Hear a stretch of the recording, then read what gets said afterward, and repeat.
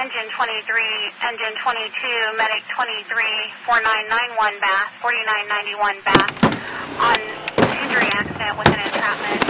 This will be an emergency response at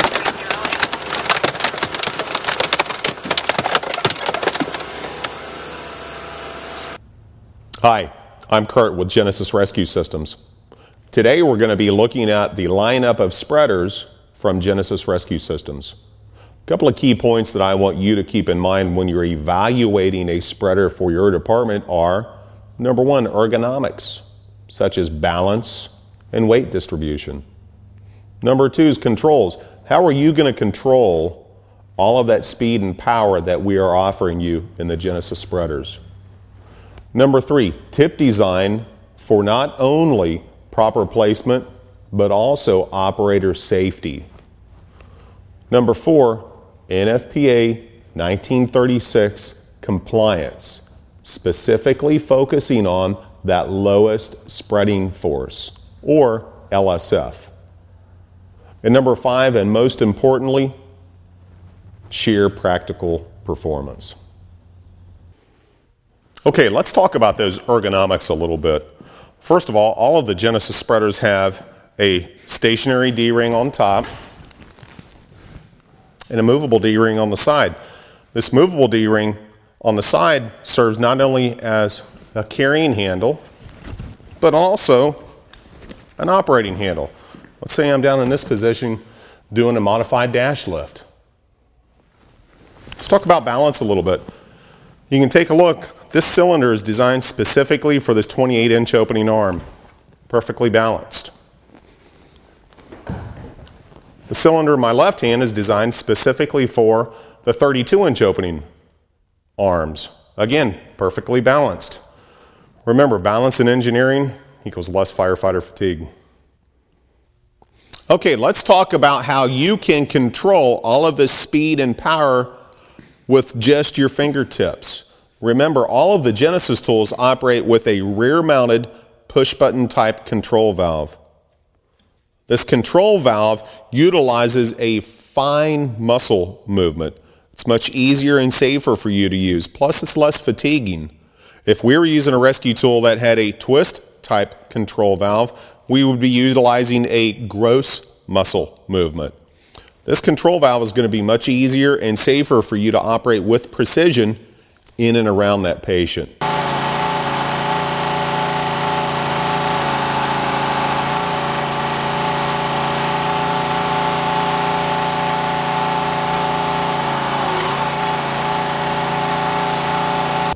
Okay, let's talk about spreader tip design just a little bit. All of the Genesis spreader tips have a series of different size serrations as well as different angles.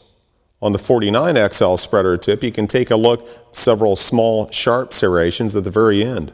What that's going to do is that's going to help you create a good, safe, tight purchase point. A larger serration in the middle of the spreader tip is going to be used for the middle to end portion of your spread.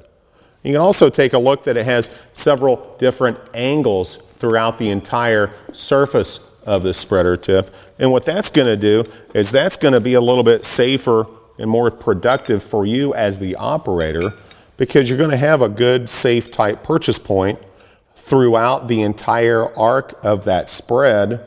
And also, the very base of the spreader tip has a little bit of a flare out. And where's that come into play? That comes into play when you're doing a crush down inside of that window to create a purchase point. What we're concerned about here is operator safety. That's why there's so much time in engineering just in the design of the spreader tips. Okay, let's take a look at another very important part of your rescue tool evaluation. You know, one of the questions that I'm very often asked when I'm out on the field is, why is lowest spreading force, or LSF, the most important spec to look at when you're evaluating a rescue tool? Well, I'll tell you, that all begins right here in the upfront portion of the spread. That LSF is typically obtained in the very beginning portion of the spread. That's why you want that spec to be very high. Think about where you're going to be using a spreader. 90% of your spreads are going to begin right here in a small, tight, confined space, breaking a nadir pin, breaking a hinge, breaking a dash to do a modified dash lift. So that's why that high LSF is so important to you when you're evaluating a spreader. Okay, what are some of the items that we have covered up to this point? Ergonomics, such as engineered balance and weight distribution. Controls. How do we control all of that power and speed that we're offering you? Tip design for not only proper placement, but safe operation for you as a rescuer. NFPA 1936, lowest spreading force. And now, most importantly, let's go out and see some sheer practical performance.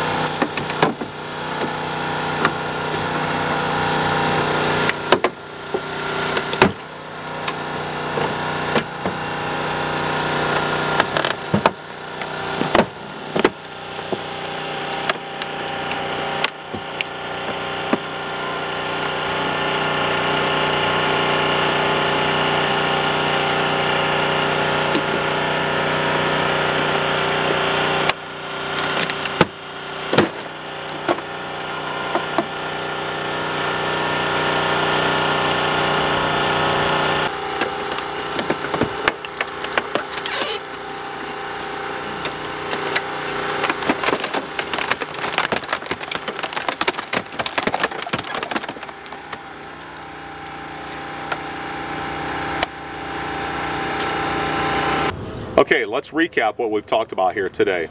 We've talked about push button type control valve. We've talked about spreader tip design. We've talked about NFPA 1936 compliance as well as lowest spreading force. We've talked about operator safety and performance also. I'd really like to encourage you to call any of your local Genesis distributors for a no-cost, no obligation, free evaluation of the Genesis tools. I'm Kurt with Genesis Rescue Systems. I encourage you to be safe out there. Thanks for watching.